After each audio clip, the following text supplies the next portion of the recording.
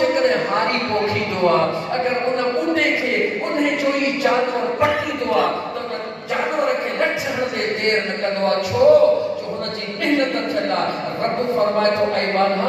जॾहिं तुंहिंजी तातल शइ तुंहिंजी कमायल शइ तू मेहनत जंहिंजे करी तोखे प्यारी आहे रब तो चवे तो कि कहिड़ी ख़बर त हिन माने सां मां अल्लाह केतिरो प्यार थो कयां। मौज़ू ते अचण खां में अञा हिकिड़ो जुमिलो चवण थो चाहियां। ऐं दोस्त गौर कर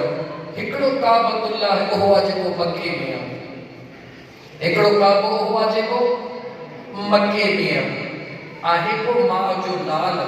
जेको दिल में तसव्वुर करे त मां काबे खे शहीद कयां। केरु